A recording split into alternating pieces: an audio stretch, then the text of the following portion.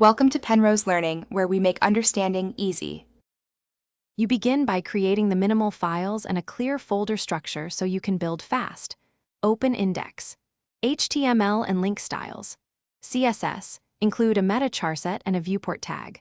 Once done, scaffold a header, main, and footer so elements are predictable.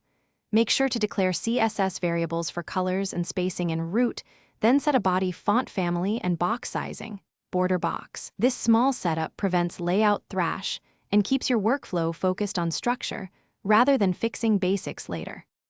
Next, build the layout with Flexbox or grid so content adapts predictably. Start by defining a main grid or a two-column flex container, set gaps and alignment, and then place header and hero. Once the grid works, create utility classes for padding, margin, and typography to speed styling across components. Make buttons and links accessible with clear hover and focus states. Finally, add responsive breakpoints so your site shifts smoothly from desktop to mobile without breaking visual hierarchy.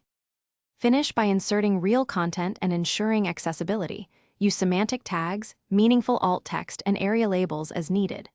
Once content is in place, optimize assets. Compress images, use modern formats and responsive src set so loading stays quick. Then test your site across devices and inspect the console for errors. Fix broken links and contrast issues. If something breaks, clear caches, check linked file paths, and validate HTML/CSS. One common fix is a missing closing tag.